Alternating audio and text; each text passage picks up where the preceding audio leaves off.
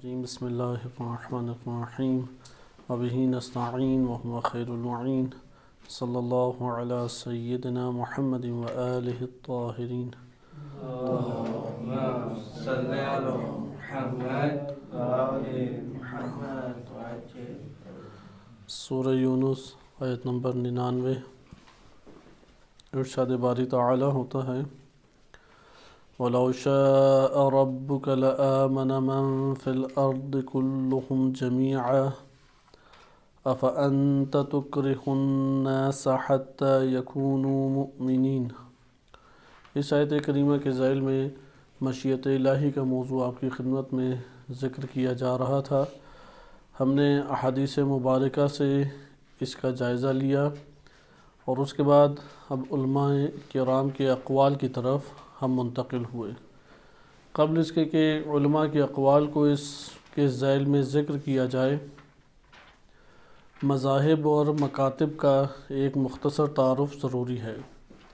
گزشتہ درس میں ہم نے اہل سنت مکاتب کا مختصر تعارف پڑھا تھا کہ عقائدی طور پہ آج کے دور میں اہل سنت اشاعرہ، ماتریدیہ اور حنابلہ میں بالعموم تقسیم ہوتے ہیں، اور ان تینوں کی اس موضوع کے اوپر آراء بھی مختلف ہیں، ایک دوسرے سے متفق نہیں ہیں۔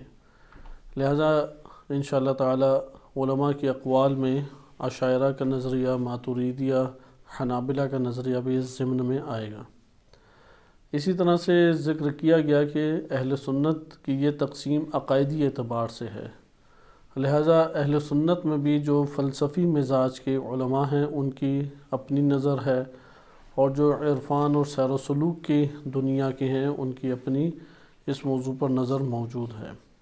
آج ہم مکتب اہل بیت علیہم السلام، مکتب تشیع کے مختلف روشیں عقائد کے اعتبار سے ملاحظہ کریں گے، اور اس کے بعد انشاءاللہ تعالی ہم اپنی اس بحث میں داخل ہو جائیں گے، کیونکہ قرآن کریم میں متعدد آیات ہیں کہ جس میں شاء یا یشاء، یشاءون، اس کے مشتقات، شاء کے مشتقات استعمال ہوئے ہیں، اور اس طرح کی تعبیرات ہے کہ اگر اللہ چاہتا یا اللہ کی مشیت ہوتی تو زمین پہ جتنے بھی ہیں وہ ایمان لے آتے، یا اس طرح کی بھی آیات کریمہ ہیں کہ اگر اللہ چاہتا تو تمام کے تمام لوگ ہدایت یافتہ ہو جاتے۔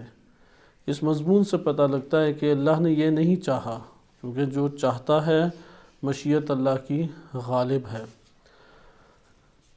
انہی روایات کے مضامین کو سمجھنے کے لیے، کیونکہ روایات اہل بیت علیہم السلام آپس میں ظاہری طور پہ بعض اوقات ٹکراتی ہوئی بھی نظر آتی ہیں، یعنی کتب میں جو روایات وارد ہوئی ہیں، اور وہ تشریح کی محتاج بھی ہیں۔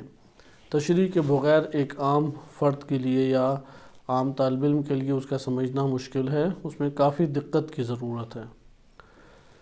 مکتب اہل بیت علیہم السلام میں علماء کی عقائد میں عقیدہ لینے کے اعتبار سے روشیں یکساں نہیں رہیں۔ اس ٹاپک کو ہمیں ذرا توجہ سے دیکھنے کی ضرورت ہے۔ غیبت کبریٰ کے آغاز میں، کیونکہ غیبت صغریٰ اور غیبت کبریٰ میں بھی علم عقائد، علم کلام موجود تھا، لیکن ہم ابھی اس کے اوپر بحث نہیں کرتے۔ اس میں کون سی روش اصحاب ائمہ علیہم السلام میں پائی جاتی تھی؟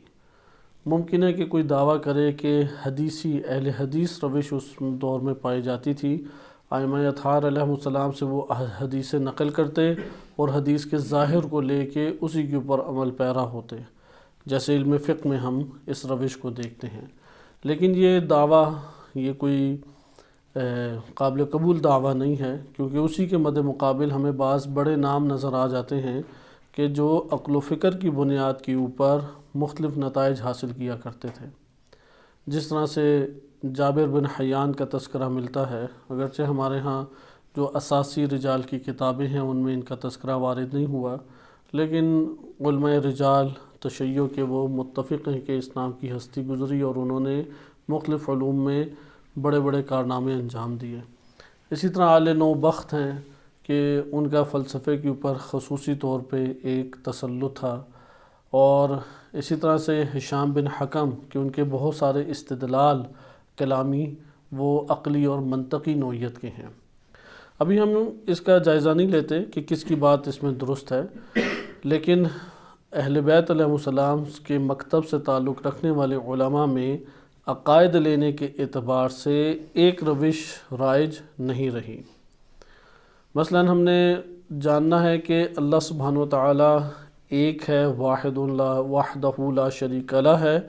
آیا یہ عقیدہ ہم کس بنیاد پہ لیں؟ ادھر ہمارے پاس 3 روشیں آ جاتی ہیں۔ ایک روش یہ ہے کہ اگر آپ کوئی عقیدہ عقائد میں لینا چاہتے ہیں تو آپ فقط اور فقط قرآن اور احادیث کے اوپر اکتفا کریں، اس کے ظاہر سے جو سمجھ آتا ہے اسے عقیدہ بنا لیں، اور جو قرآن اور حدیث میں نہیں ہے وہ ہمارا عقیدہ نہیں بن سکتا۔ اس کو عمومی طور پہ اہل حدیث روش کہا جاتا ہے، روش کے اعتبار سے۔ ایک دفعہ مکتب ہے اہل حدیث جسے ہم نے وہابی یا سلفی کہا، وہ مکتب ایک الگ چیز ہے۔ جیسا سنت الگ ہے، سنی مکتب الگ ہے۔ کلمہ سنت شیعہ سنی تمام ہی کتب میں استعمال ہوتا ہے، سنت رسول، جبکہ سنی جب کہتے ہیں تو یہ خاص طرز تفکر اور مکتب کا نام ہے۔ اسی طریقے سے جب ہم اہل حدیث روش کہتے ہیں تو اس سے مراد ہے کہ ایک عقیدے یا نظریے کو لینے کا طریقہ، اس کی راہ کہ کس طریقے سے لیا جائے۔ مثال کے طور پہ آپ تنہائی میں اپنا جائزہ لیں تو آپ اپنے نفس میں دیکھیں گے بہت سارے آپ کے نفس میں ایسے نظریات ہیں جن کو آپ نے قبول کیا اور اس کی بڑے معتقد ہیں آپ۔ بعض ایسے نظریات ہیں جنہیں آپ نظر انداز کرتے ہیں، رد کرتے ہیں، اس کے اصلاً قائل نہیں ہیں۔ اب آپ اپنے نفس سے خود سوال پوچھیں کہ جو تم نے اپنے نفس کے اندر قبول کیے ہیں نظریات، وہ کس بنیاد پہ قبول کیے ہیں؟ یعنی اس کو کیوں تم نے نظریے کے طور پہ لے لیا، اور جس کو رد کیا اسے کیوں رد کیا؟ یہ جو کیوں کا جواب آئے گا اسی کو روش کہتے ہیں، کیونکہ وہ کیوں جوابی روش کی صورت میں دے گا۔ مثلا ایک جواب ممکن ہے یہ ملے، چونکہ معاشرے میں یہ نظریہ رائج تھا اس لیے میں نے لے لیا، مجھے اس کا علم نہیں ہے کہ کب آیا۔ مثلا ممکن ہے وہ جواب دے کہ مجھے پتہ ہی نہیں ہے میں نے کیوں قبول کیا، میں تو بہت عرصے سے اسے قبول کیے ہوئے ہوں، میں نے سنا ہے کہ قرآن میں بھی ہے، سنا ہے کہ حدیث بھی ہے، سنا ہے کہ عقلی دلیل بھی ہے، خود میں نے نہیں دیکھا۔ اس کا یہ مطلب ہے اس نے معاشرے سے یہ لیا، اس نے کسی اور جگہ سے نظریہ نہیں لیا۔ معاشرے میں ایسا کہا جاتا تھا، اہل منبر اس طرح کہتے ہیں، آس پاس ہمیشہ علماء اور طلاب کو یہی کہتے سنا، تو اس نے یہ نظریہ لے لیا۔ اس روش کو کہتے ہیں روش عامی، عامۃ الناس کی، عوامی روش۔ عوامی روش قابل قبول روش کبھی بھی نہیں ہوتی، لیکن ایک روش ہے عقیدہ یا نظریہ لینے کی کہ عوام الناس میں عموماً لوگ یہی بات کرتے ہیں، اہل منبر یہی بات کرتے ہیں، میں نے ہمیشہ ہر خطیب کو یا ہر عالم کو یہی کہتے سنا ہے، اس لیے میں نے یہ نظریہ لے لیا۔ اچھا، اسی طریقے سے ممکن ہے کوئی جواب دے میں نے اس لیے یہ نظریہ لیا کیونکہ قرآن کریم میں نے پڑھا یا میں نے حدیث میں پڑھا۔ اس کا یہ مطلب ہے اس کی روش نقلی ہے، روش حدیثی ہے، یا روش روائی ہے، ایک ہی نام ہے۔ یا ممکن ہے کوئی کہے کہ میں نے اس لیے لیا چونکہ عقلی اس کے اوپر دلیل ہے، عقلی منطقی برہانی اس کے اوپر دلیل ہے، اس کو آپ کہیں گے کہ یہ روش برہانی ہے، روش عقلی ہے۔ اب آپ نے ملاحظہ کیا ایک ہی ممکن ہے ایک نظریہ کئی راہوں سے لیا جا سکتا ہے۔ یہ مسئلہ ہمیں زیادہ درپیش ہوا غیبت کبریٰ میں جو بڑی شخصیات موجود ہیں ان میں ایک روش رائج نہیں ہے۔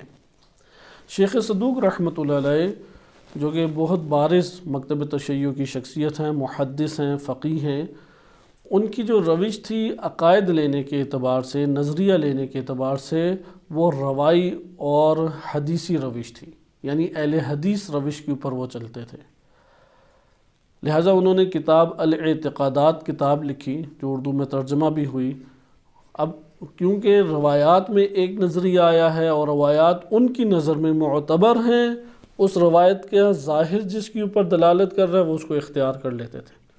مثلاً الکافی کی یا من لا یحضر الفقی کی صحیح سند بعض روایات ہیں جس کے مطابق نبی صلی اللہ علیہ وسلم سورہ بھول گئے یا فجر کی نماز ان سے رہ گئی۔ صاحب النبی کے نام سے یہ مسئلہ معروف ہے، اہل سنت اس کے اوپر اعتقاد رکھتے ہیں۔ مکتب تشیع میں ہمارے اکثر بیشتر علماء اس کے اوپر اعتقاد نہیں رکھتے اور اس کو یا تو جواب دیتے ہیں ان روایات کا کہ یہ قابل قبول نہیں ہیں، یا اسے متشابہ قرار دیتے ہیں۔ لیکن شیخ صدوق رحمۃ اللہ علیہ اور ان کے جو استاد ہیں شیخ ابن ولید کہ غالباً محمد بن حسن بن ولید ان کا نام ہے، کہ بہت جلیل القدر شخصیت ہیں، یہ دونوں بزرگان اس بات کے قائل ہیں کہ چونکہ روایت نے بیان کیا ہے اس لیے نبی صلی اللہ علیہ وسلم کو سہو اور نسیان ہو سکتا ہے۔ اب آپ نے ملاحظہ کیا کہ اس عقیدے کی بنیاد ان کی اصل میں روش ہے، وہ یہ کہتے ہیں کہ اگر قرآن میں اور روایت میں ایک بات ہے ہم قبول کریں گے، البتہ انہوں نے سہو کے نام سے نہیں لیا۔ سہو کہتے ہیں کہ بشری تقاضے کی بنیاد پہ بندے کا ایک شے کو بھول جانا۔ شیخ صدوق اور ان کے استاد اس بات کے قائل ہیں کہ نہیں، اللہ تعالیٰ نے بھلا دیا، اسے کہتے ہیں اسہا، یعنی سہا یسہو یہ لازم ہے، سہا یعنی وہ بھول گیا، یسہو وہ بھولتا ہے، اسہا اس نے بھلا دیا۔ تو شیخ صدوق اس بات کے قائل ہیں کہ روایات کے مطابق اللہ تعالیٰ نے، کیونکہ روایات میں یہ قرینہ موجود ہے کہ اللہ نے اس لیے نبی صلی اللہ علیہ وسلم کو بھلا دیا تاکہ امت کے لیے آسانی ہو جائے۔ اب یہ چونکہ روایات میں مضمون آیا ہے، شیخ صدوق نے اسے عقیدے کے اوپر عقیدے کے طور پہ اختیار کر لیا، اور ایسا اختیار کیا کہ جو اس کو قبول نہیں کرتا ان کی نظر میں وہ غالی ہے انسان۔ اس لیے ان کی نظر میں شیخ صدوق کسی کو غالی کہہ دیں تو اسے غلو ہونا لازم نہیں آتا۔ تو وہ عموماً مثلا علی ولی اللہ کو یہ اذان میں کہتا ہے وہ غالی ہے ان کی نظر میں، انہوں نے لکھا من لا یحضر الفقیہ میں۔ لیکن شیخ صدوق کا اب عقائدی مبنی دیکھ رہے ہیں کہ ان کا عقائدی مبنی کیا کہ اگر قرآن اور حدیث میں ایک بات موجود ہے تو وہ اس کو اسی طریقے سے اختیار کر لیں گے، اور اس میں بغیر کسی چون چرا کے اور عقلی تصرف کے اور تعویلات کے اسی طریقے سے اسے لے لیں گے۔ لہٰذا شیخ صدوق نے اعتقادات اسی بنیاد کے اوپر کتاب لکھی، اردو میں یہ ترجمہ بھی ہے، اور اس میں آپ دیکھیں گے کہ جو وہ بات بیان کرتے ہیں بعض اسی اعتقادات کے اوپر بعض علماء نے تعلیقہ لکھا ہے، اور ہر عقیدے کے نیچے حدیث بھی لکھ دی۔ شیخ صدوق نے تو مختصر کیا اور حدیثیں نہیں لکھی، لیکن ہر عقیدے کے نیچے احادیث انہوں نے درج کر دیں۔ ابھی میں کچھ نمونے آپ کی خدمت میں اس حوالے سے پڑھوں گا بھی، لیکن شیخ صدوق کا مبنی آپ کو پتہ لگا۔ اب شیخ صدوق اپنے دور میں رئیس الشیعہ کہلاتے تھے، مراجع کی حیثیت رکھتے تھے، بہت بڑی شخصیت تھی۔ شیخ صدوق کی یہ روش بقیہ اعتقادات میں بھی نظر آتی ہے، کیونکہ اعتقادات نامی ایک کتاب انہوں نے لکھی، دوسری عقیدے کے اوپر انہوں نے مہدویت پہ کتاب لکھی۔ لہٰذا جب انہوں نے مہدویت کو بیان کیا تو کمال الدین کتاب لکھی۔ اب آپ کمال الدین اردو ترجمہ وہ بھی ہو چکی ہے، آپ کمال الدین کتاب اٹھائیں آپ کو مہدویت وہ عقلی پیرائے میں نہیں نظر آئے گی، اس میں استدلال عقلی آپ کو دکھائی نہیں دے گا، وہ کیا ہے، صرف نقل قول ہے۔ ائمہ اہل بیت علیہم السلام سے منسوب روایات جو شیخ صدوق کی نظر میں معتبر ہیں، انہوں نے اس کو اپنی ایک خاص ترتیب کے تحت کمال الدین میں درج کر دیا، اور عقیدے مہدویت کے اوپر انہوں نے کتاب لکھی۔ ہم جانتے ہیں کہ مہدویت عقیدے سے تعلق رکھتا ہے۔ یہ تو شیخ صدوق کا بیان ہو گیا کہ ہمارے پاس عقائد کے اعتبار سے سب سے قدیمی جو روش ہے وہ اسی طور پہ نظر آتی ہے۔ ہم محدثین کی کتابوں کی پر ابھی تبصرہ نہیں کر رہے، حالانکہ ایک اور جہت سے ہم شخصیات کو دیکھ سکتے ہیں، جیسے بعض متعصب اہل سنت یہ روش اختیار کرتے ہیں۔ مثلا الکافی میں شیخ محمد بن یعقوب کلینی رحمۃ اللہ علیہ نے احادیث جمع کی ہیں، انہوں نے جو احادیث جمع کی ہیں وہ اس کو کہتے ہیں کہ یہی ان کا نظریہ بھی ہے۔ احادیث کا جمع کرنا اور حدیث کا اعتبار ہونا الگ چیز ہے، اور حدیث کی بنیاد پہ ایک عقیدے کو حاصل کرنا الگ چیز ہے، کیونکہ ایسا ہو سکتا ہے کہ ایک روایت سند کے اعتبار سے معتبر ہو، سند کے اعتبار سے قابل قبول ہو، لیکن اس کا متن متشابہ ہے، اس کا متن جو ہے وہ مبہم اور مجمل ہے، مبین ہے ہی نہیں، اس کا متن جو ہے وہ تعارض رکھتا ہے دیگر روایات سے۔ اس لیے محدثین شیعہ ہوں یا سنی ہر دو جب اپنی حدیث کی کتابوں میں ایک حدیث کو نقل کرتے ہیں اور وہ اس کے اوپر ادعا کرتے ہیں کہ میری نظر میں یہ معتبر روایات ہیں یا میں اس سے دین کے طور پہ اخذ کرتا ہوں، تو اس کا یہ مطلب نہیں ہے کہ یہ روایات متن کے اعتبار سے بھی معتبر ہو جائیں گی، سند کے اعتبار سے معتبر ہیں۔ ان کو یہ قرائن ان کے پاس مثلا موجود تھے یا انہیں اطمینان قلبی تھا کہ یہ صادر ہوئی ائمہ اہل بیت علیہم السلام سے، انہوں نے درج کر دی۔ لہٰذا ابھی ہم شیخ صدوق رحمۃ اللہ علیہ کو بعنوان محدث نہیں دیکھ رہے کہ انہوں نے من لا یحضر الفقیہ کتاب لکھی یا مدینۃ العلم ان کی بہت ایک طویل کتاب تھی کہ جو ہم تک پہنچی ہی نہیں. کہا جاتا ہے کہ وہ سب سے طویل کتاب تھی شیخ صدوق رحمۃ اللہ علیہ کی کتابوں میں. یا معانی الاخبار کتاب لکھی، الخصال لکھی، عیون اخبار الرضا انہوں نے کتاب لکھی، مختلف کتابیں ہیں ان کی، وہ ساری حدیث کے اوپر مشتمل ہے. لیکن اگر آپ آئیں عقائد کے اوپر تو عقائد کے اوپر بھی انہوں نے کتاب لکھی. مثلا توحید پہ ایک کتاب. اب آپ دیکھیں مکتب اہل بیت علیہم السلام میں جب توحید کی بحث چھیڑی جاتی ہے تو آپ عمومی طور پہ قدیمی شیعہ علماء کے کتب میں دیکھیں گے کہ عقلی استدلال اس میں موجود ہوتا ہے. لیکن شیخ صدوق رحمۃ اللہ علیہ کی اب کتاب توحید بہت معروف ہے. آپ کتاب توحید کے ہماری لائبریری میں 2 نسخے اس کے موجود ہیں، اردو ترجمہ بھی یہ کتاب ہو چکی ہے. آپ دیکھیں اس میں فقط اور فقط حدیثیں ہیں. مثلا پہلا باب ہے کہ لا الہ الا اللہ کہنے کا ثواب. اب لا الہ الا اللہ کہنے کے ثواب میں انہوں نے 20 احادیث ادھر نقل کر دی. کوئی اس کے اوپر تبصرہ نہیں ہے. الہ لا الہ سے کیا مراد ہے، الا اللہ سے کیا مراد ہے، نفی ہے یا اس بات ادھر ہو جاتا ہے نفی کی صورت میں، کس طرح کے اسلوب ہیں، انہوں نے کوئی عقلی استدلال ادھر پیش نہیں کیا. یہ ہمارے پاس پہلی روش آ گئی.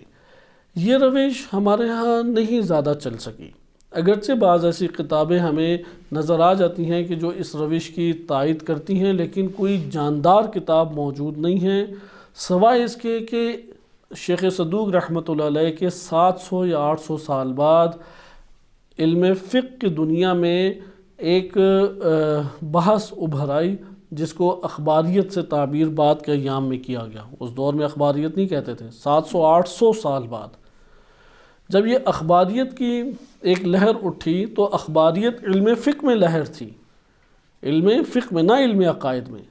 شیخ صدوق کی جو یہ روش ہے یہ بالخصوص، کیونکہ علم فقہ میں تو یہ روش قبول ہے، بالخصوص یہ روش جو ہے یہ علم عقائد میں شیخ صدوق نے اختیار کی. لیکن اخباری جب اٹھے تو انہوں نے عقائد میں وہ شیخ صدوق کی روش پہ نہیں تھے اخباری. مثلا امین نصر آبادی ہیں، ملا فیض کاشانی رحمۃ اللہ علیہ ہیں، یا شیخ خر عاملی ہیں، یا دیگر بزرگان ہیں. بالعموم جو اخباری ہیں بڑے بڑے، وہ اخباری شیخ صدوق کی روش کے اوپر اعتقادات میں نہیں ہیں، لیکن علم فقہ میں انہوں نے اپنے طور پہ کتب اربع کا ادعا کیا کہ یہ ساری صحیح سند روایات ہیں. قرآن کریم سے ہم استدلال نہیں کر سکتے کیونکہ اس کے مخاطب ائمہ اہل بیت علیہم السلام. اس طرح کے چند شبہات علم فقہ کی دنیا میں کھڑے ہوئے. لیکن اس اخباری گروہ جو کہ آغاز علم فقہ کی دنیا سے اس کا ہوا، اس کے اثرات اعتقادات میں بھی پڑنے لگ گئے. لہذا شیخ خر عاملی بالخصوص اور علامہ مجلسی رحمۃ اللہ علیہ، ان میں ہمیں ایک بڑے پیمانے پہ جھلک نظر آتی ہے شیخ صدوق کی. بڑے پیمانے پہ شیخ صدوق کی روش نظر آتی ہے کہ احادیث کے ظاہر سے آپ معنی لے لیں اور اعتقادات کو آپ اختیار کریں. شیخ خر عاملی رحمۃ اللہ علیہ وہ بالخصوص محدث، ان کا جنبہ حدیثی یعنی محدث ہونے کا جنبہ وہ زیادہ آشکار ہے، اس لیے اعتقادات میں زیادہ ان کی گفتگو ہمارے لیے محل نزاع یا محل بحث نہیں بنی. اگرچہ انہوں نے کتاب لکھی، صاحب النبی کے رد میں کتاب لکھی، اور اسی طریقے سے اور چند کتابیں ان کی موجود ہیں. اعتقادات سے ہم استفادہ کر سکتے ہیں، لیکن وہ بالعموم شیخ خر عاملی بھی فلسفی یا منطقی استدلال سے گریز کرتے تھے. آپ ان کی کتابوں کا مطالعہ کر سکتے ہیں. 11ویں صدی 12ویں صدی ہجری کے محدث ہیں. ابھی مثلا 15ویں صدی ہجری چل رہی ہے، 300 سال یا 400 سال پہلے کی شخصیت ہیں خر عاملی. علامہ مجلسی خر عاملی ایک ہی زمانے کے دونوں فرد ہیں، لیکن آپ ملاحظہ کریں کہ عقائد میں شیخ خر عاملی کی روش کے اندر آثار شیخ صدوق کی روش کے کچھ ہیں. علامہ مجلسی ایک جامع شخصیت تھیں بقیہ کی نسبت، کیونکہ اسی لیے علامہ کہا جاتا ہے. مکتب تشیع میں ہر ایک فرد کے ساتھ علامہ نہیں لگتا. علامہ اس کے ساتھ عموماً یہ کلمہ لگتا ہے جو تمام دینی فنون اور علوم میں کمال درجے کی مہارت رکھتا ہو. جیسے آج کے دور میں فقط 2 شخصیات کو علامہ کہا گیا، ایک علامہ طباطبائی ہیں اور ایک علامہ حسن زادہ آملی ہیں. بقیہ کسی کے ساتھ علامہ نہیں لگتا، کیونکہ یہ تمام فنون کے اندر کاملاً دسترس و مہارت رکھتے تھے. اسی طرح علامہ حلی ہیں کہ وہ کمال درجے کی ایک مہارت رکھتے تھے. تو علامہ مجلسی کو اس لیے علامہ کہا گیا کہ علمی اعتبار سے انہوں نے سب کو بہترین طور پہ پڑھا. انہوں نے حکماء فلاسفہ کو بھی اچھے طور پہ پڑھا، انہوں نے فقہا کو بھی پڑھا، فقہ میں بھی ان کی کتابیں موجود ہیں، اسی طرح سے حدیث میں ان کا نام بہت ہی بلند ہے، اور بقیہ علوم بھی ہمارے پاس موجود ہیں۔ علامہ مجلسی رحمۃ اللہ علیہ نے پڑھنے کی حد تک تو پڑھا، لیکن جب قبول کیا تو شیخ صدوق کی روش کو عقائد میں قبول کیا۔ اگرچہ بعض جگہوں پہ اختلاف کرتے ہیں لیکن وہ جزوی اختلاف ہے، روش کا اختلاف نہیں ہے۔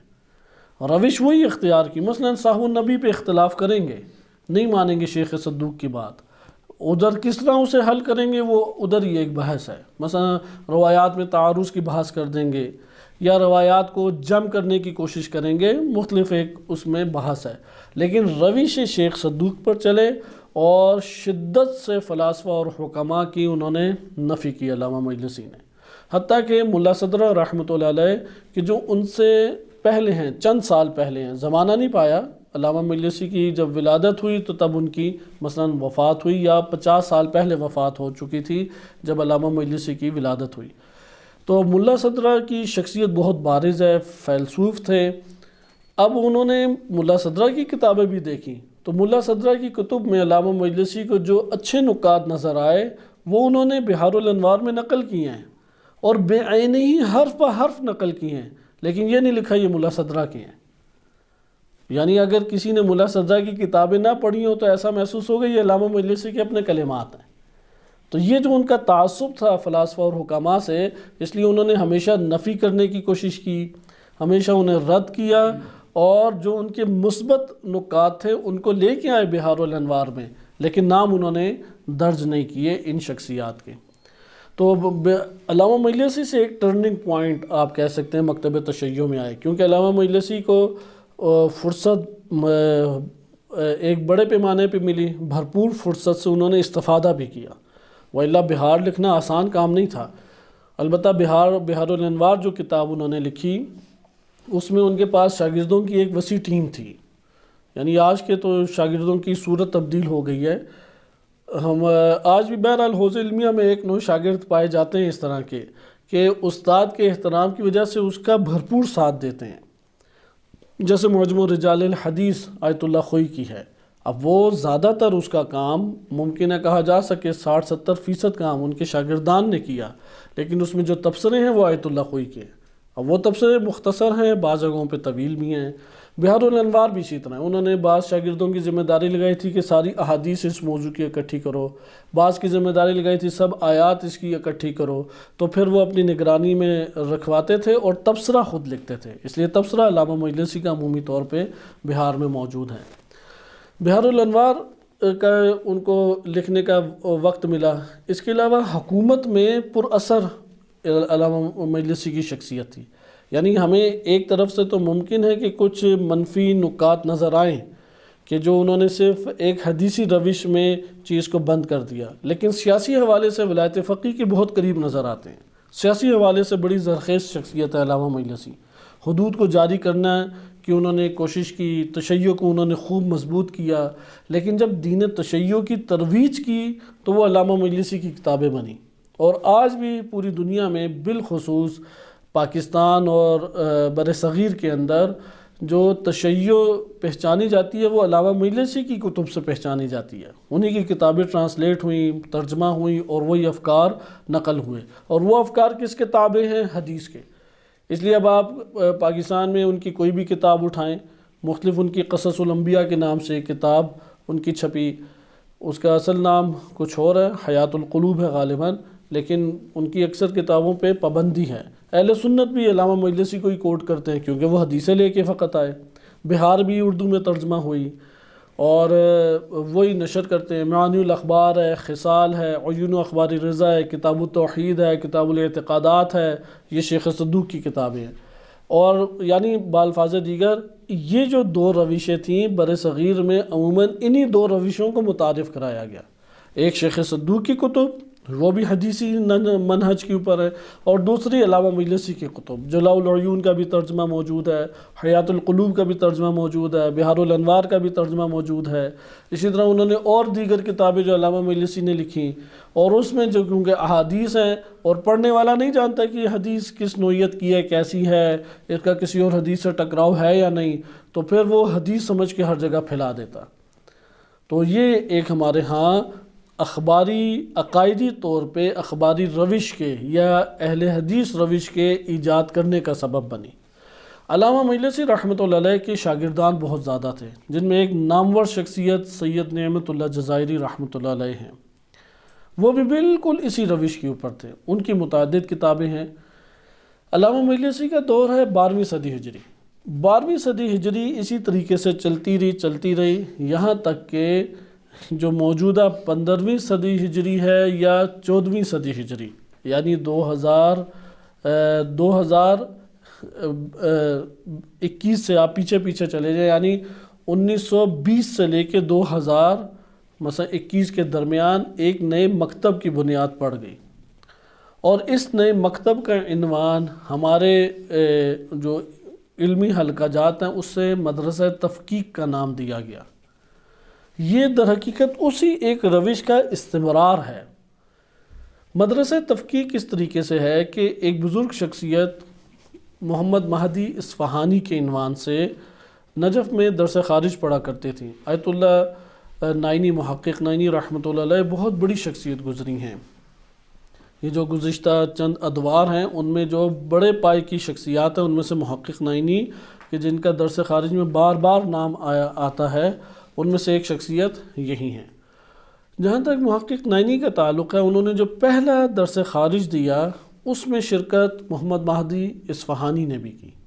محمد مہدی اصفہانی یہ 1950 سے پہلے کے دور کے ہیں، 1900 سے 1965 کے درمیان کا آپ دور رکھ سکتے ہیں۔ انہوں نے درس خارج کے 7-8 سال یا 14 سال جتنے عرصے کا بھی تھا، بعض جگہوں پہ 7 سال لکھا ہے اور بعض جگہوں پہ 15 سال، انہوں نے اپنا درس خارج پورا کیا۔ درس خارج پورا کرنے کے بعد وہ فلسفے کے لیے تشریف لے گئے۔ 3 سے 4 سال انہوں نے فلسفے کو پڑھا اور دل ان کا مطمئن نہیں ہوا، تو پھر اس کے بعد وہ عرفان میں آ گئے، کیونکہ اسی صدی میں یعنی 1900 سے لے کے آپ یہ کہہ لیں کہ 1970-80 تک، یہ جو 70-80 سال ہیں اس میں عرفا بھی بڑے پیمانے پہ ظاہر ہوئے مکتب تشیع میں، اور نجف ہی ان کا مرکز تھا، ان سب کا فقہ مرکز بھی نجف تھا، اور فلسفہ جو تدریس ہو رہا تھا اس کا مرکز بھی نجف ہی بعد میں بنا، اور عرفان، البتہ عرفان اور فلسفہ ڈھکے چھپے علوم شمار ہوتے تھے۔ تو محمد مہدی اصفہانی وہ تشریف لے گئے عرفا کے پاس بھی۔ ان عرفا میں اس وقت آیت اللہ سید علی قاضی طباطبائی جو آیت اللہ بہجت کے استاد ہیں، سید علی قاضی طباطبائی کے استاد تھے سید احمد کربلائی۔ انہوں نے سید احمد کربلائی کی شاگردگی اختیار کر لی، اور ریاضت کے کرنے میں بڑے ایک وہ مواظب اور مستمر اور بڑی جدوجہد کرنے والے تھے۔ محمد مہدی اصفہانی ریاضتوں کو بہت شدت سے انجام دے دیتے تھے، ان میں یہ بڑی ہمت پائی جاتی تھی۔ لہٰذا سید احمد کربلائی کے پاس انہوں نے چند سال، 3 یا 4 یا ممکن ہے 2 سال گزارے ہوں، اس میں انہوں نے جو وظیفہ کہا انہوں نے انجام دیا۔ یہاں تک کہ ان کے شاگرد ہیں نمازی شاہرودی، جنہوں نے کتاب بھی معروف لکھی،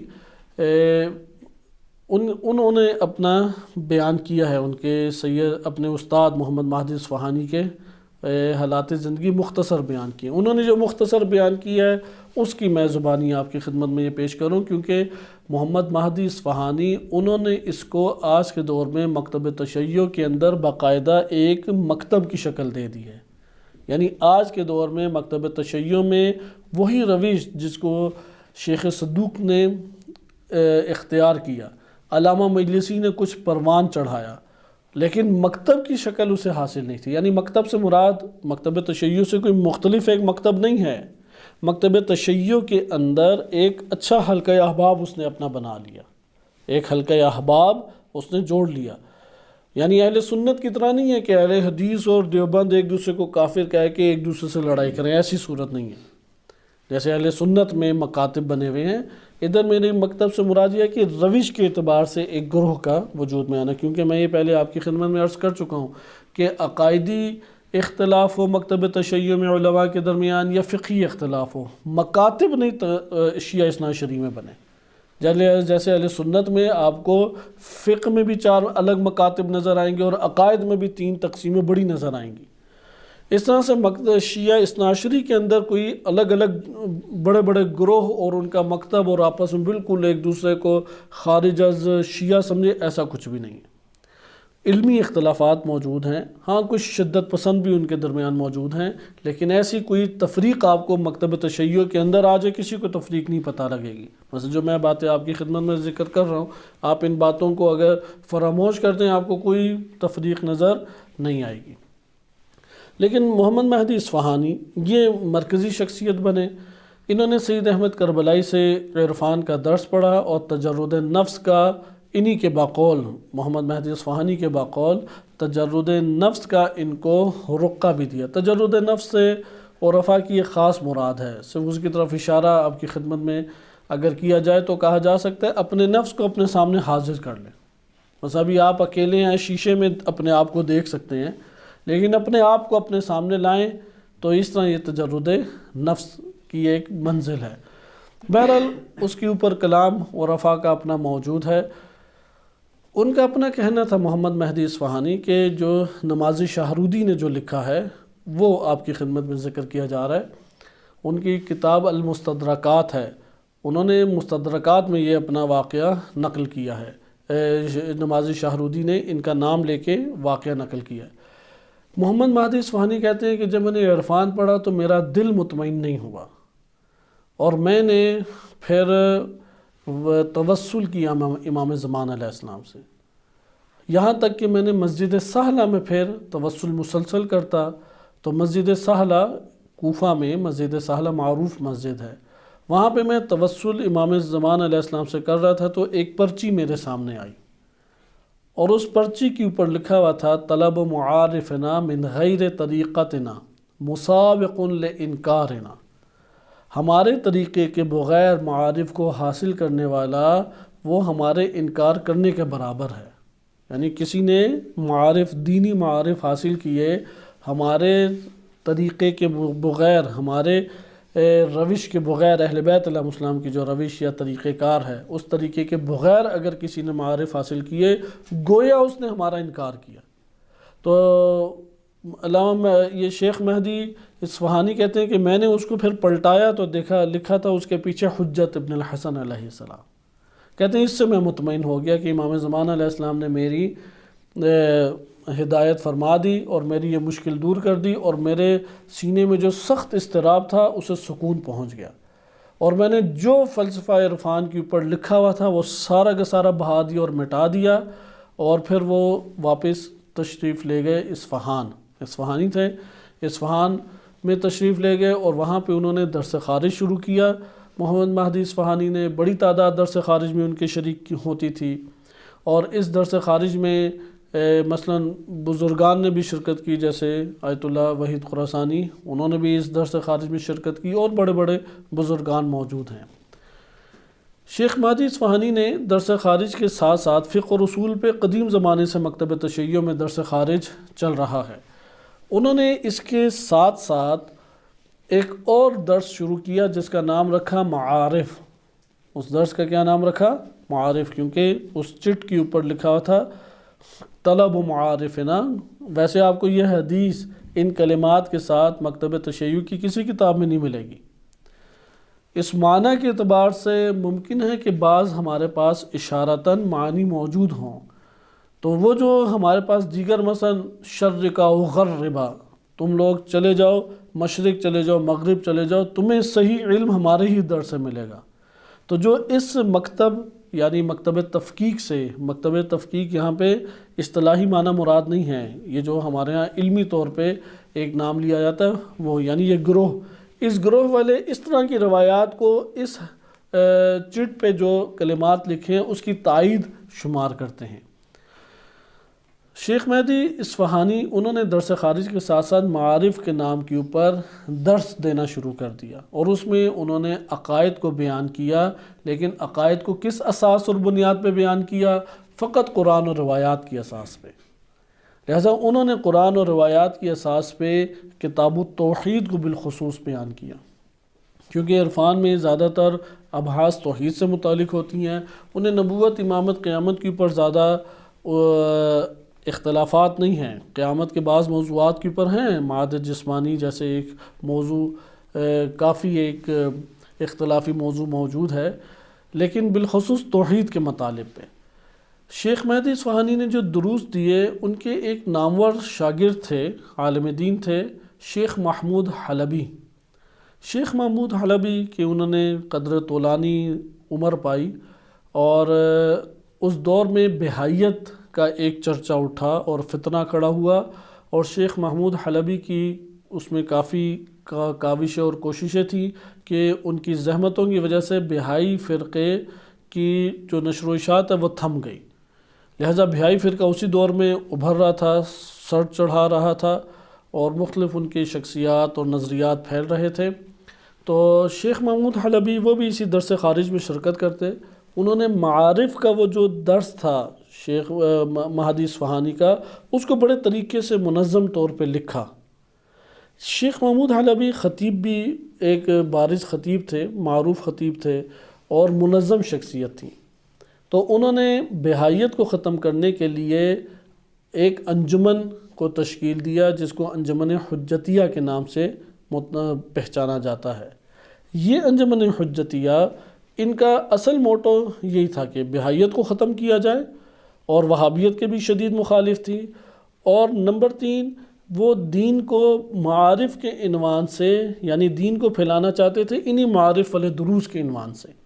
یعنی شیخ مہدی اصفہانی نے معارف کے نام سے جو عقائد کے درس دیے تھے، انہوں نے اسے کورس کی صورت میں ڈھالا۔ ایک زحمت والا کام ہے، ایک مشکل کام ہے، لیکن انہوں نے اسے ڈھالا، اسے مرتب کیا، اور زیادہ تر ان کا زور جن افراد کو انہوں نے تبلیغات سے متاثر کیا اور جن کو جذب کیا، وہ شخصیات تھی پڑھا لکھا طبقہ یا کاروباری یا جاب پیشہ طبقہ، ایران کے اندر ہی۔ یہاں تک کہ یہ اتنی بڑی انجمن بنی کہ دنیا میں مسلمانوں کی دوسری یا تیسری بڑی تنظیم شمار ہوتی تھی، پوری دنیا میں مسلمانوں، مثلا مسلمانوں کی سب سے بڑی تنظیم اخوان المسلمین تھی۔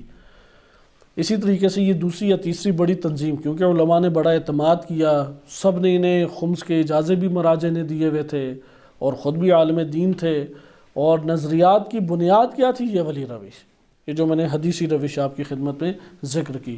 اور انجمن حجتیہ پھر پورے ایران میں ان کا سیٹ اپ پھیلا، کلاسز کے عنوان سے وہ دروس دیا کرتے تھے، ورکشاپ مختلف کراتے، اور منظم طور پہ اسے انہوں نے لے کے چلے۔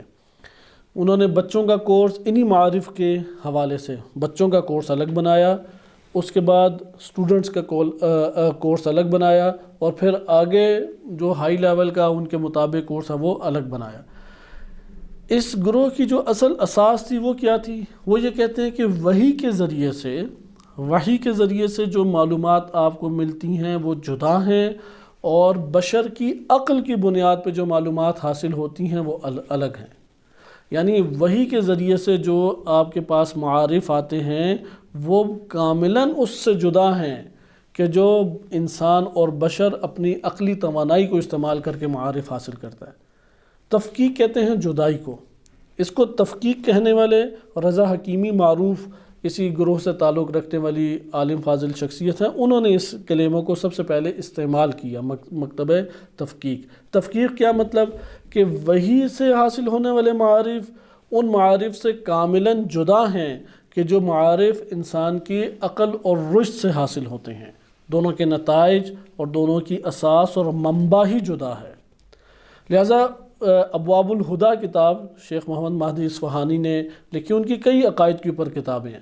ابواب الہدیٰ میں انہوں نے نظریاتی بحث کی ہے، یعنی روش کے اوپر بحث کی ہے، اور پہلا چیپٹر ہی یہ باندھا ہے کہ جو وحی جدید ہمارے پاس آئی، یعنی شریعت محمدی صلی اللہ علیہ وسلم کے عنوان سے دین آیا اہل بیت علیہ السلام سے، اس کو انہوں نے جدید کا نام دیا۔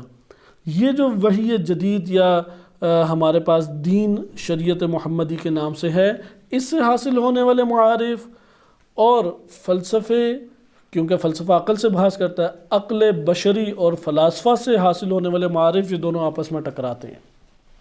ممکن ہے کہ ایک ہی کلمہ دونوں استعمال کر رہے ہوں، مثلا العقل یا العلم نور، العلم نور روایت بھی کہتی ہے، ادھر فلاسفہ بھی کہتے ہیں العلم نور، کہتے نہیں، دونوں میں فرق ہے، ادھر علم سے مراد کچھ ہو رہا ہے، ادھر علم سے مراد کچھ ہو رہا ہے۔ یہ تصور تصدیق اور اس دنیا سے لے کے آتے ہیں، اور حدیث اس کا منبع ہی اللہ تعالیٰ نے اتارا ان پر اور ان سے ہم نے لیا، اس کا منبع ہی جدا ہے۔ اب یہ ان کی اساس تھی، تفکیک یعنی بشری قوت اور طاقت کی بنیاد پہ معارف حاصل ہونے والے معارف جدا ہیں، اور وہی سے حاصل ہونے والے معارف جدا ہیں۔ یہ بہت بنیادی اہم نقطہ ہے۔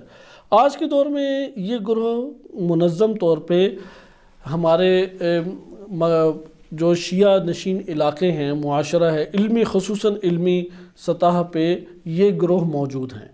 خصوصاً مشہد ان کا مرکز شمار ہوتا ہے۔ مشہد میں آج بھی آغا آیت اللہ جعفر سیدان ہیں، وہ اسی روش کے شدت سے قائل بھی ہیں، البتہ متوسط ہیں، بہت متشدد نہیں ہیں، بعض بہت زیادہ متشدد ہیں، اور عقائد کو اسی پہ رائے میں لینا چاہتے ہیں۔ انہوں نے چند کتابیں بھی لکھی، کیونکہ اس کے مد مقابل ایک اور روش ہے، وہ ملا صدرہ کی روش انشاءاللہ آئے گا۔ یہ پہلی روش میں اس لیے تفصیل سے بیان کر رہا ہوں کہ اسی منہج کے اوپر کتابیں باقاعدہ آج کے دور میں موجود ہیں۔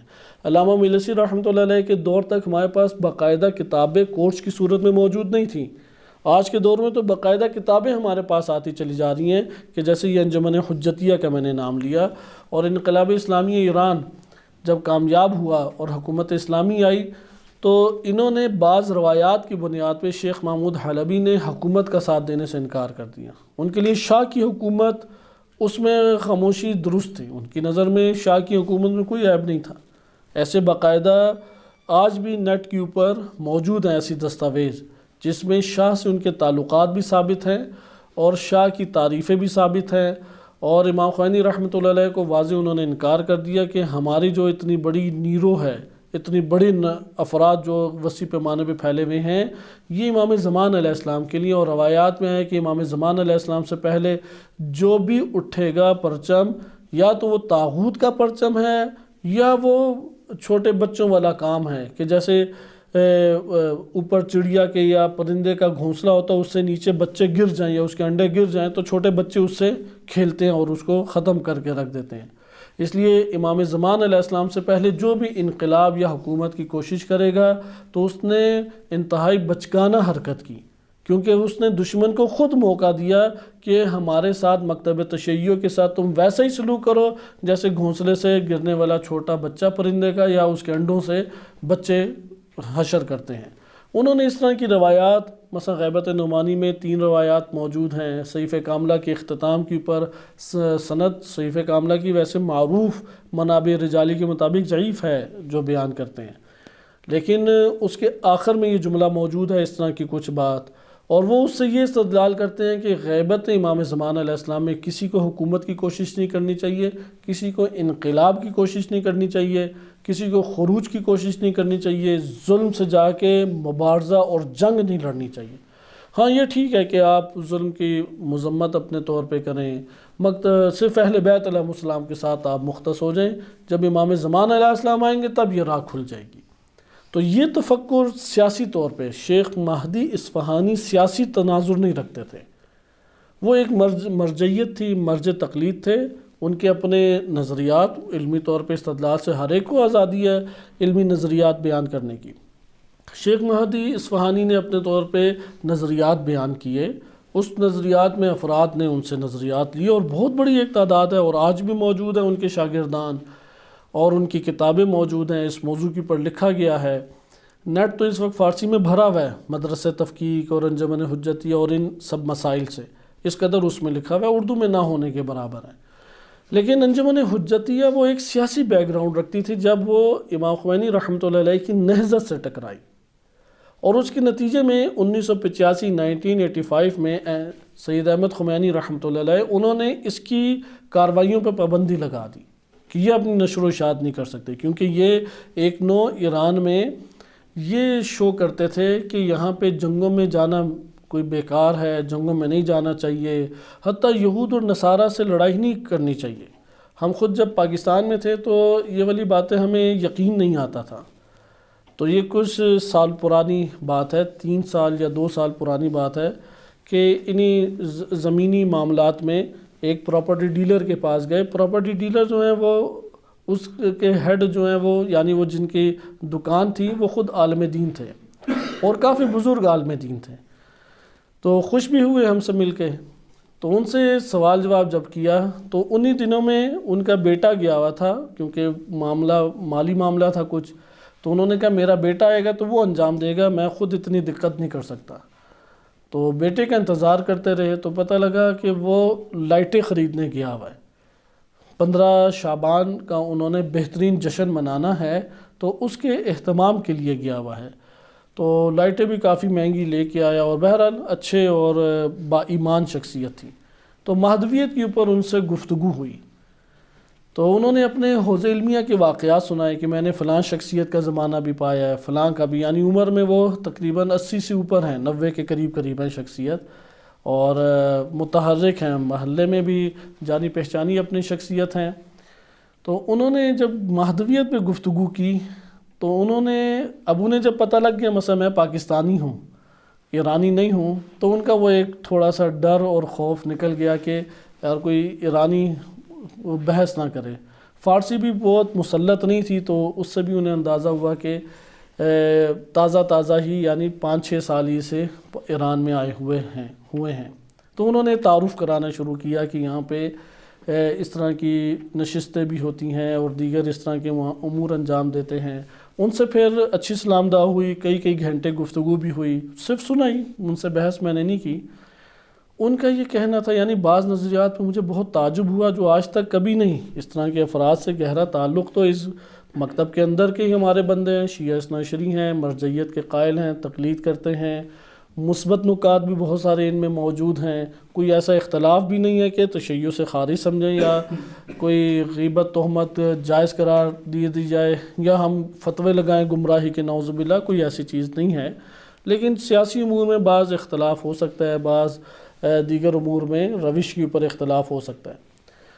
تو ہمارے آس پاس ہی ایسے تفکر کے مالک انقلابی بھی بہت سارے موجود ہیں جو شیخ مہدی اصفہانی کی اس روش کو قبول کرتے ہیں، لیکن ولایت فقیہ کے انتہائی شدید حامی بھی ہیں، اور بہت سارے قبول نہیں بھی کرتے، یعنی علمی ایک بحث ہے۔ لیکن ان تمام علماء سے یا جو عوامی حلقہ احباب اس روش کا قائل ہے، بعض چیزیں نہیں سنی جو ان بزرگ سے سنی۔ مثلا وہ ایک بات یہ سنی کہ وہ کہتے ہیں کہ میں نے متعدد ایسی احادیث مہدویت کے باب میں جمع کی ہیں کہ جس میں واضح لکھا ہے کہ قیامت تک ظہور امام زمان علیہ السلام سے پہلے یہود و نصارہ سے جنگ نہ کرو، اور یہ خمینی نے آ کے یہ کام کیا اور ان روایات کے مخالف عمل انجام دیا۔ دیکھو ابھی کیا آفت ہم پہ پڑ گئے۔ نمبر 2 کہ روایات کہتی ہیں کہ گھر کے اندر رہو، لیکن خمینی نے کتنے خوبصورت اور بہترین جوانوں کو باہر نکال کے ان کی جانیں ساروں کی داؤ پہ لگا دی، یعنی وہ سیاسی تفکر سے اب ہٹ کر رہے ہیں۔ تو کہا کہ اگر خمینی امام ہی کا تابع تھا تو امام علی علیہ السلام نے تو اپنے بچے جنگ میں بھیجے، خمینی نے کیوں نہیں بھیجے؟ اس کے تو بچے ادھر رہے۔ خامنہئی نے کیوں نہیں بچے بھیجے، جبکہ رہبر معظم کے جنگ میں شرکت کر چکے ہیں بچے؟ اسے نہیں یہ معلوم تھا۔ تو میں نے اس سے کہا کہ وہ تو امام علی علیہ السلام کا نہج البلاغہ میں جملہ ہے کہ حسن اور حسین کو واپس لے آؤ، جنگ جمل میں انہوں نے لڑنے ہی نہیں دیا انہیں، وہ تو نہج البلاغہ میں واضح مذکور ہے۔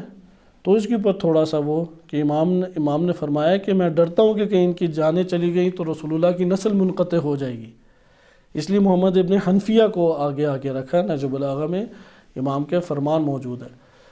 تو بہرحال امام خمینی پہ شدید انہوں نے ہٹ کی اور کہا کہ پتہ نہیں یہ شہید بھی ہیں یا نہیں، ہر جگہ شہید لگائے رکھتے ہیں، انہیں کہنا چاہیے ہلاک، انہیں لکھنا چاہیے کہ یہ مارے گئے ہیں، بے موت مرے ہیں۔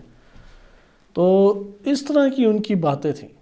اب یہ جب تفکر تھا، یہاں پہ سیاسی روش شروع ہو جاتی ہے، یعنی جب آپ علمی روش کے دائرے میں رہتے ہیں کوئی مشکل نہیں ہے، جب سیاسی تناظر میں آتے ہیں تو وہاں پہ مسائل ایجاد ہوتے ہیں۔ اب وہ بزرگ عالم دین ہیں، محلے میں وہ معروف بھی ہیں، تو تو جہاں جہاں جس کے ساتھ ملیں گے یہ تفکروں سے پھیلائیں گے۔ اس وجہ سے سید احمد خمینی نے پابندی لگا دی انجمن حجتیہ پہ، کیونکہ وہ ایک سیاسی تناظر حاصل کر چکی تھی، اور اسی کی شاخیں اس وقت انڈیا اور پاکستان میں بڑے پیمانے پہ متحرک ہیں۔ جیسے انڈیا میں ایسوسی ایشن آف امام مہدی کے نام سے وہ بڑے پیمانے پہ موجود ہیں، اور ان سے جو وابستہ افراد ہیں، مثلا انڈیا میں جو وابستہ افراد بالخصوص ہیں، وہ اصلاً سیاسی امور میں حصہ لینے کے قائل نہیں ہیں۔ امام خمینی رحمۃ اللہ علیہ کے اوپر فلسفہ اور عرفان کے اعتبار سے شدید تنقید کرتے ہیں، بعض کافر بھی کہتے ہیں انہیں۔ وہ جو امام خمینی رحمۃ اللہ علیہ کے پیالے توڑے، وہ اسی طبقے سے تعلق رکھنے والے طلاب تھے جنہوں نے توڑے۔ اسی طرح سے وہ ولایت فقیہ کے خلاف شدید طور پر ہیں اور کہتے ہیں کہ نہیں، یہ امام سے مقابلہ کرنے کے مساوی ہے، یہ تو امام والے حقوق دے دیے۔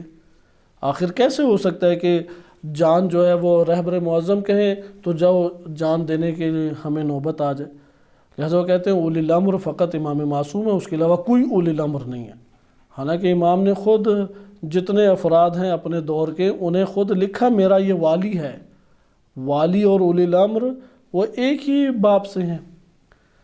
امر کہتے ہیں حکومت کو، مالک اشتر کو، حتیٰ زیاد بن نبی جیسا ایک پلید انسان ہے، امام علی علیہ السلام کے دور میں اس کے پاس حکومت رہی ہے، آیا وہ ولی نہیں کہلائے گا اس دور میں، امام علی علیہ السلام کے دور کے اس علاقے کے اوپر؟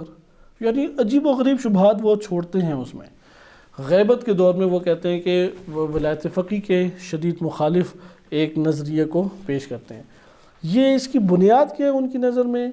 عقل کو استعمال نہ کرنا روایات اور آیات کے اوپر۔ وہ کہتے ہیں کہ جو ظاہر ہے آیات اور روایات کا وہ کیا ہے، لے لیا جائے۔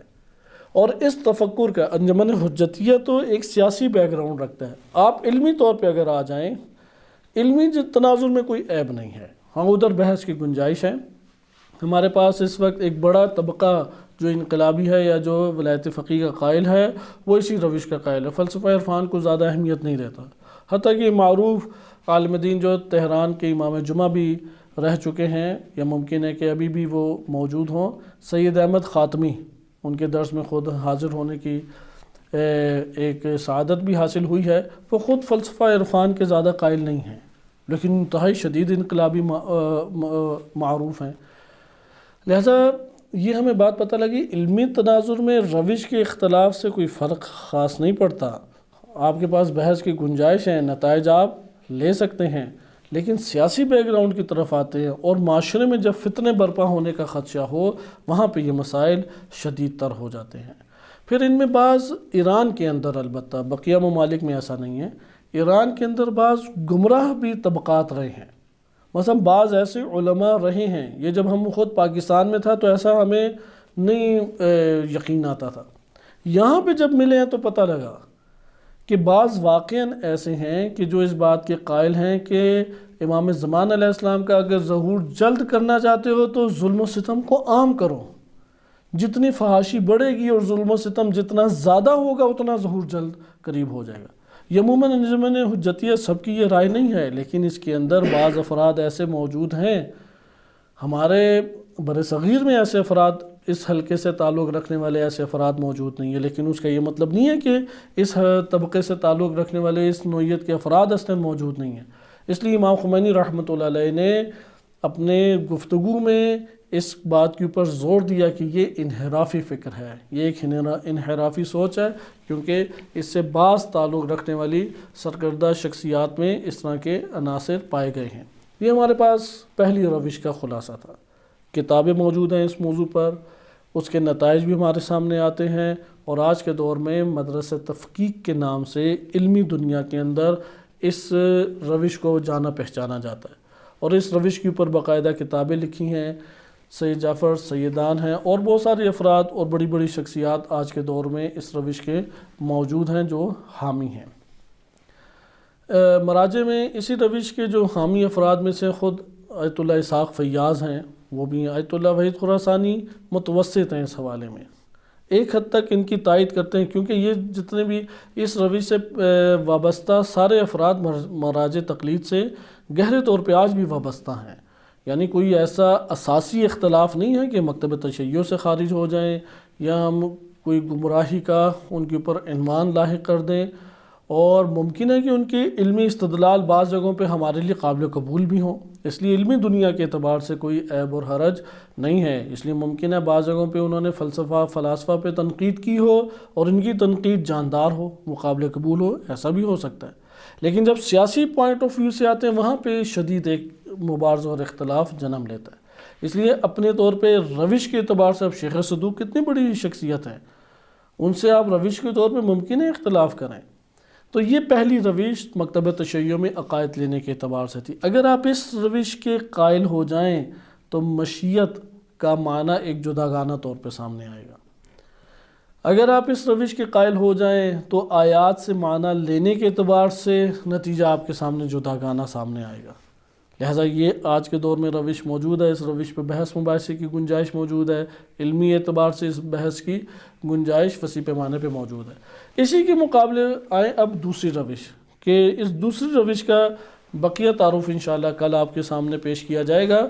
یہ جو دوسری روش آپ کی خدمت میں بیان کرنا، ابھی میں آپ کی خدمت میں جس کی طرف اشارہ کرنا چاہوں گا، یہ ہمارے ہاں رائج ہوگی روش۔ شیخ صدوق، علامہ ملسی رحمۃ اللہ علیہ یا شیخ مہدی اصفہانی، ان کی روشیں زیادہ رائج نہیں ہو سکیں، لیکن یہ جو دوسری روش میں آپ کی خدمت میں ذکر کرنے لگا ہوں، یہ مکتبہ اہل بیت علیہم السلام میں رائج ہو گئی، اور آج بھی تشیع میں یہی رائج ہے، اور اکثر بیشتر علماء فضلاء اور بڑی بڑی شخصیات اسی روش سے منسلک ہیں، اور یہ ہے شیخ مفید رحمۃ اللہ علیہ کی روش۔ شیخ مفید 381 ہجری میں شیخ صدوق کا انتقال ہے، وفات ہے، اور 413 میں غالباً شیخ مفید رحمۃ اللہ علیہ کا انتقال ہے۔ جو شیخ مفید کا دور ہے، یقیناً شیخ مفید نے شیخ صدوق کا زمانہ پایا۔ بعض شاگرد کہتے ہیں، بعض معاصر کہتے ہیں، بعض کہتے ہیں کہ انہوں نے کسب علم لیا شیخ مفید نے، بعض کہتے ہیں نہیں معاصر تھے، استفادہ کیا لیکن معاصر تھے، شاگرد نہیں تھے۔ دونوں احتمال ہو سکتے ہیں، لیکن شیخ مفید اپنے طور پہ بہت ان کی جلالت اور قدر و منزلت کے قائل تھے شیخ صدوق کے۔ شیخ مفید رحمۃ اللہ علیہ اس کے دور میں نے پہلے بھی عرض کیا بویہیون کا دور تھا، اور سیاسی طور پہ بغداد اور عراق کے کچھ حصے اور ایران کے کچھ حصوں کے اوپر آل بویہ ان کی حکومت آ گئی، اور جیسے ان کی یہ ظاہراً شیعہ تھے، اب اسماعیلی شیعہ تھے، زیدیہ شیعہ تھے یا اثنا عشری، اختلاف ہے، بعض شیعہ اثنا عشری کہتے ہیں لیکن مدلل ان کی گفتگو یا دلائل نہیں ہیں۔ اس دور میں شیعہ سنی شدید جھگڑے شروع ہو گئے۔ اب جب شدید شیعہ سنی جھگڑے ہوئے اور قتل و غارت تک باتیں آ گئیں، گھروں کو جلایا گیا، محلوں کو جلایا گیا، بستیوں کو جلایا گیا، جیسے تبریہ ایک بستی تھی، شیعہ اس طرح رہتے تھے اردن کی سائڈ، ایک تبری ایران میں ہے اور ایک تبری اردن سائڈ پہ ہے، ادھر سے بڑے بڑے شیعہ محدثین اور مورخین نکلے ہیں، اس پوری بستی کو خالی کر دیا، آج بھی کوئی شیعہ ادھر موجود نہیں ہے۔ بہرحال شیخ مفید چونکہ شیخ صدوق کے بعد رئیس الشیعہ بنے، مکتب تشیع کی اساسی ترین شخصیت بنے، اور عالم تشیع انہی کی طرف رجوع کرتا تھا، تو شیخ مفید نے جب ریاست تشیع کو اس اعتبار سے غیبت امام زمان علیہ السلام میں سنبھالا تو واقعاً حق ادا کیا۔ انہوں نے جہاں پہ ان فتنوں میں بہت اہم کتابیں لکھیں کہ جس سے مخالفین کے شبہات کو کاملاً دور کر دیا گیا، اسی جگہ پہ تشیع کو انہوں نے ایک اگلے علمی مرحلے میں بھی داخل کر دیا کہ جس کی نظیر شیخ مفید سے پہلے نہیں ملتی، یعنی اس علمی مرحلے میں انہیں داخل کر دیا۔ مثلاً شبہات کے جوابات دینے کے اعتبار سے اگر آپ آئیں، آپ دیکھیں گے کتاب الجمل موجود ہے، جنگ جمل کے اوپر شیخ مفید کی، اقسام المولا، مولا کے عنوان سے من کنت مولا پہ اہل سنت نے شبہات کھڑے کی، انہوں کی اقسام المولا کتاب ہے۔ غیبت کے موضوع کے اوپر اربع رسالات فی الغیبہ اور رسائل العشر، دو ان کے پاس موجود ہیں کتابیں، اور اس طرح سے بہت ساری جو عقائدی کتابیں ہیں۔ اچھا، اسی طریقے سے فقہ کے اوپر ان کی کتاب ہے المقنعہ، کہ اسی کی شرح المقنعہ فتاویٰ کے اوپر ہماری اہم کتاب بنتی ہے، اس میں حدیثیں نہیں ہیں، شیخ مفید نے لکھی۔ اس کتاب کو شرح کی شیخ طوسی نے، اور اس شرح کو آپ حدیث کے ذریعے سے شرح کی، جس کو آپ نام دیتے ہیں تہذیب الاحکام۔ تہذیب الاحکام کتب اربع کی اساسی ترین کتاب ہے۔ یہ کیا ہے در حقیقت؟ شیخ مفید کی کتاب کی حدیثی ایک شرح ہے۔ شیخ مفید کی روش کیا تھی؟ شیخ مفید رحمۃ اللہ علیہ کی روش عقائد میں خالصتاً عقلی روش تھی، خالصتاً، لیکن عقلی ایسی نہیں تھی کہ وہ فلاسفہ اور حکماء کی روش کے اوپر چل پڑے۔ انہوں نے منطقی استدلال کو اٹھایا، اور اگر کوئی حدیث یا آیت ان کو ٹکراتی نظر آئی تو اس جگہ پہ انہوں نے یا توقف کیا، رک گئے، کوئی نتیجہ نہیں لیا، یا تعویل کر کے عقل کے مطابق اس معنی کو کر دیا۔ اب ان کی عقائدی کتابیں مختلف ہیں۔ النکت الاعتقادیہ معروف شیخ مفید کی کتاب ہے کہ کل انشاءاللہ تعالی شیخ مفید کا اگلے درس میں آپ کی خدمت میں تعارف کرایا جائے گا، ان کی خدمات بیان کی جائیں گی، اور شیخ مفید نے جو اعتقادات شیخ صدوق نے کتاب لکھی تھی الاعتقادات، اس کا رد، اس کی تصحیح کی، اس کو صحیح کر کے لکھا، اور اپنی کتاب کا نام لکھا تصحیح الاعتقادات۔ یعنی شیخ صدوق نے جو عقائد لکھے تھے، ان عقائد میں ان کی نظر میں جہاں صحیح کرنے کی ضرورت تھی انہوں نے اسے صحیح کر دیا، اور اس کا نام لکھا تصحیح الاعتقادات، اور وہ کتاب ابھی تک نہیں چھپی، یا اردو میں ترجمہ نہیں ہوئی۔ چھپ تو گئی ہے، کافی اس کی شروحات بھی اور تعلیقات بھی آئے ہیں۔ اسی کتاب سے آپ کے سامنے کل کچھ حصہ پڑھا جائے گا، جس سے مشیت کے باب میں شیخ صدوق کی نظر اور شیخ مفید کی نظر آپ کو مختلف پتہ لگ جائے۔ اور اس میں شیخ مفید کا ہم یہ جملہ پڑھیں گے کہ روایات اس باب میں آپس میں ٹکراتی ہیں، شیخ صدوق نے کیسے ایک نظریہ بیان کر دیا۔ شیخ مفید نے اسی کے اوپر اعتراض کیا کہ جب روایات آپس میں اس باب میں ٹکراتی ہیں تو آپ روایات کے تناظر میں کس طرح سے ایک نظریہ لے رہے ہیں۔ تو انشاءاللہ تعالی شیخ مفید کا ہم یہ پڑھیں گے۔